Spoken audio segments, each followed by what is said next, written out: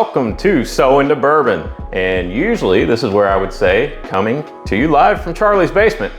Obviously, we are not in Charlie's basement. Charlie, where are we tonight? We are not in Charlie's basement. We have been graciously invited into the homes of our fans. We have fans. Our fan. We were shocked too. But one of the things that we're going to be doing in 2023 is we've had the opportunity and we've been invited into some awesome home bars here in the Louisville, Kentucky area. And we're going to be showing them off. We've taken some pictures. We're going to be posting them on our Instagram page. We want to see your bar. We share it with people. One of the things about having an awesome home bar is only your immediate friends and family used to get to see it. So now we have this platform and we've taken the show on the road. Absolutely. So, you know, if you have a fantastic home bar and live in the southern Indiana, Louisville area, and you want to invite us over to check out your bar and share a special pour with us. Drink some of your bourbon. Yeah, absolutely. We're down for that. Absolutely. So, and tonight... And we won't steal anything while we're there. Well, he might not. I might. I usually do take something. But tonight, our host's favorite brand is Four Roses, as you can probably tell by his most accessible shelf. And that's what we're going to talk about tonight. Four Roses. Absolutely. I'm excited for this because Four Roses used to be one of my go-tos. Yeah. And I've kind of just gone away from it a little bit for no reason at all. So, well, it's funny you say that because I feel like a lot of people have a story similar to that. Four Roses is what now is a premium brand, but it has not always been that way. And on the contrary, in the 60s and 70s, Four Roses was a bottom shelfer, a blended whiskey, a light whiskey, not particularly well regarded, kind of rot gut type thing. And now it's become and evolved into one of the great, crown jewels of Kentucky and the Bourbon Trail and the brands. But even furthermore there, a lot of people and a lot of bourbon drinkers are really intimidated by Four Roses. And the reason that they are is because of the bottle that's in front of you tonight, which is a single barrel proof. And Four Roses has 10 different recipes. yeah, that's something that's very interesting about Four Roses. And Charlie, tell them a little bit about how you know which recipe is which when you're buying a bottle of the single barrel. Absolutely. You go on their website and you read all their notes because it's super So it is very confusing. Seriously, that's the only way to kind of familiarize yourself with it. But it is super intimidating when you start looking at, and we'll zoom in and we'll post pictures. But this is a selection. It's an older selection from 2018, but this is an OBSQ. And it puts the mash bill on here. It's a 60% corn, 35% rye, and 5% malted barley. But what do the letters mean and why so many recipes? Well, it breaks down, and I'm looking at my notes because even I can't remember all this. There's two mash bills that they use, mash bill B and mash bill E. Mash bill B is the one we're having tonight. It's a 60 corn, 35 rye, and 5% malted barley. Mash bill E is 75% corn, 20% rye, and 5% malted barley. I was really happy to see that you brought, was it B? B. This is a mash bill B, which is the high rye. Yeah, I was hoping to have the high rye mash bill, so you made a good decision. Absolutely. And then separate from the mash bill, so there's two different mash bills you can have. There are 5 different yeast strains, V, K, O, Q, and F. So I'm not going to go through every one of those. The one we're having tonight is a Q, which is a floral essence yeast strain. So when you're looking at a bottle or somebody says, would you like to try this? Or you have the opportunity to buy one, what do the letters mean? Well, the first letter is always O. And what O represents is this bottle was distilled in Lawrenceburg by Four Roses. Easy enough, right? So that's your first. That's your first letter. Your second letter is the mash bill. It's either going to be a B or an E. Your third letter is always an S, which means it's a single barrel. Easy enough, right? So first and third is always O and S. And then the last one is your yeast strain. And that's what kind of dictates and what gives you what you need. So now that we've given them the lesson, here endeth the lesson. Let's have a drink. So we're going to make it pop. We're going to try this one. This one is bottled, it's 10 years old, age stated. It is 110.2 proof. It's a 2018 pick from Total Wine. Mr. Hockersmith. Thanks, sir. I feel so much classier tonight for some reason. The word I would use is elegant. I feel very elegant this evening. I feel like I should be wearing a smoking jacket. Yeah, so have a nice pipe. So, yeah, kind of lighter in color than you would expect from a 10-year-old, but has a nice cling on the glass. Yeah, it's really nice legs. It's a beautiful color, though. Yeah, very. It does cling to the glass. It smells terrific. Oh man, great nose. Really is a floral. Yeah, really floral. A nice big waft of that baking spice, that rye spice on it. No ethanol, hardly at all. Smell of rye. Yeah. Caramel and really, really floral. Yeah. A good floral though. Yeah, not a like a perfume. Yeah, not floral. that. It's really almost like a honeysuckle. Man, it just smells really good. Cheers. Let's drink this one. So this is Floral Essence is the yeast strain that we're drinking here.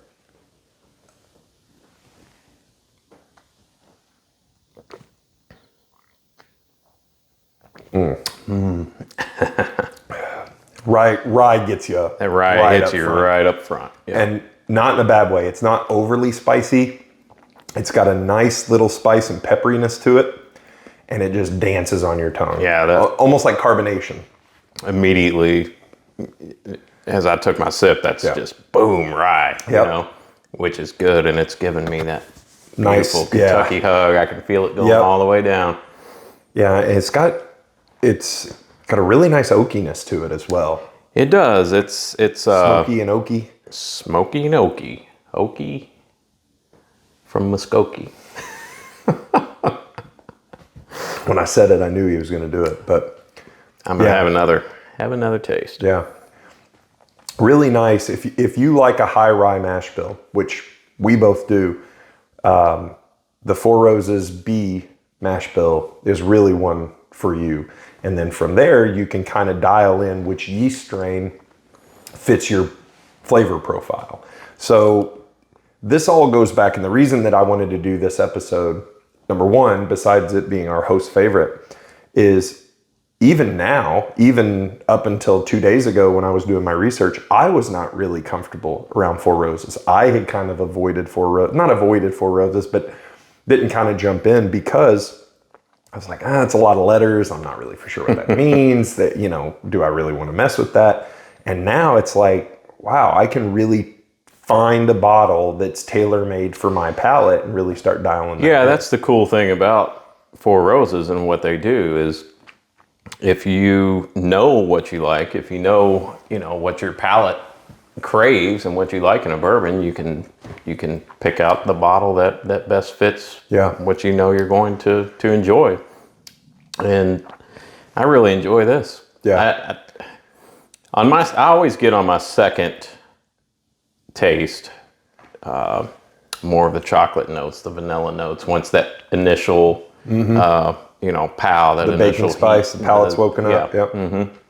Which is what I'm getting a little bit now. On the finish of this, a little bit of the bitter chocolate that I love so much. A little less of the rye spice. It's still there, but not as prevalent as the first sip. I took my second drink, I set it down, and I was just going to wait. And it lingers, that flavor lingers so long. The finish is so long lingering. You still taste it. But like Glenn said, that initial splash of rye spice kind of dissipates after your first drink, and then you're left with, I get some kind of licorice flavor and that oakiness.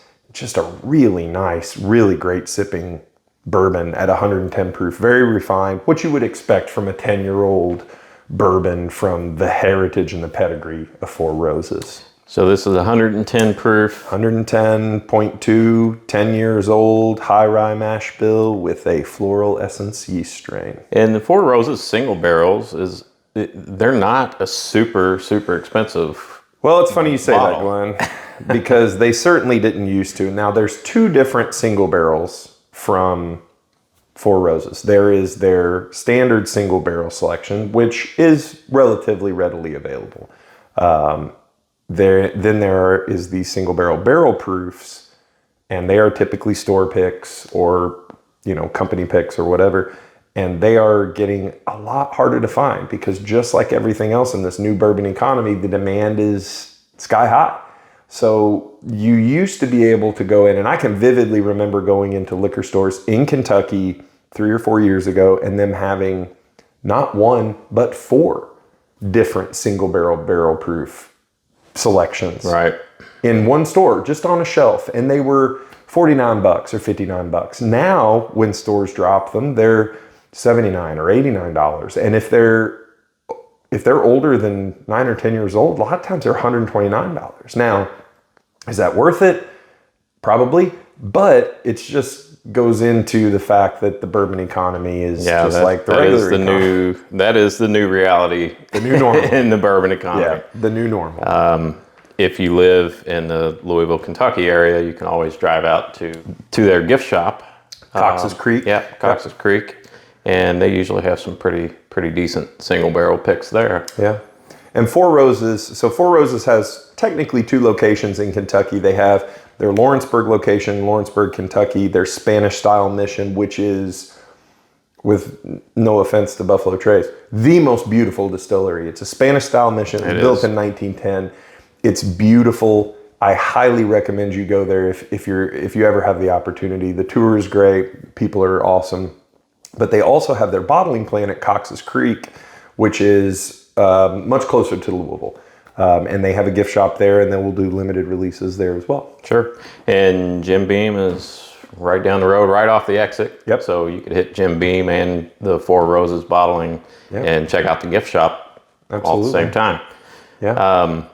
I really love the nose. It's really good. God, it's a really great bottle. I love the nose on this. Now that it's got some air to it, I'm picking up a little bit more of the corn. I got a lot more sweetness too. Yeah, a little less of the floral that we got right up front. Yeah. But it's still nice. Well, obviously we have a sink behind us. I think we all know we're not sinking this one.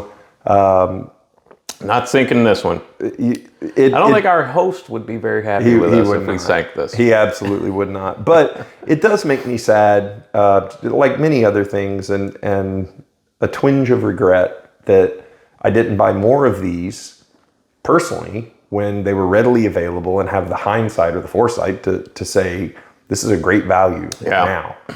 I have a 2013 bottle signed by Mr. Rutledge. I believe that it's the same mash bill. So it's one of those that I look at all the time and think, I'd really like to open that one, but gosh, I don't want to open it. Probably hang on to that one. Mr. Rutledge is no longer the master distiller there. Brent Elliott is the master distiller. But yeah, Four Roses, interesting story.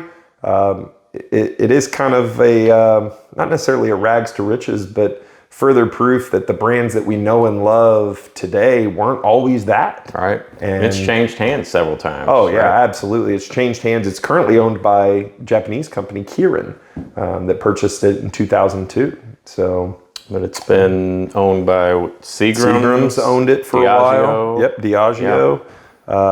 Yep. It's bounced around a lot. And I think a lot of bourbon companies started that way.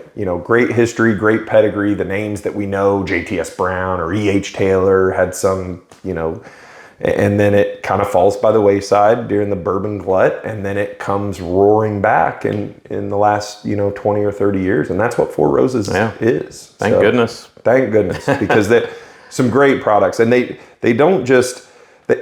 They have an excellent website. Check out their website. It has all the information that you could want about, number one, their history, and number two, the mash bill. They're one of, if not the most transparent. They give you the mash bill of everything. They talk about their process and all that good stuff right there online. So you as a consumer can make an informed decision before you go pull that trigger. Yes, in a day and time where that is becoming more and more rare for these companies to be transparent about where their distillate is actually coming from and the process and what goes into it. So yeah, Four Roses, definitely. If you like Glenn or like myself, if you haven't checked them out in a while, tried some of their products, go hit up your local store. Absolutely, and I have never been to the distillery. So You've never been to Lawrenceburg? I've never been to Four Roses Distillery. I went to the bottling. Yeah. But that is one that's definitely on my list that I need to get to. Yeah, and it's on our list to do. We are, this spring and summer, we are going to take, again, it on tour, do some cool videos and show you kind of the behind the scene of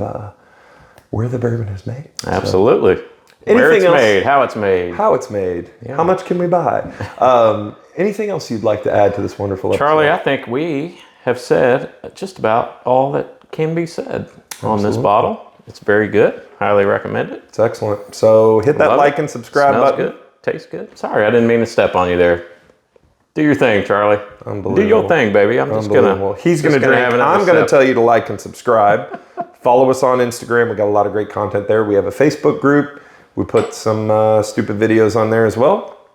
And with that, I think we're going to cut, and we will see you in the next episode. See you next time. Peace out.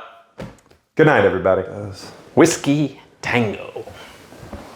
Probably not a bad idea. You didn't put a face filter or something on me, did you? No. Mr. Pranky over here. Pull up the socks. You're white, I'm white. I'm not white, I'm pasty.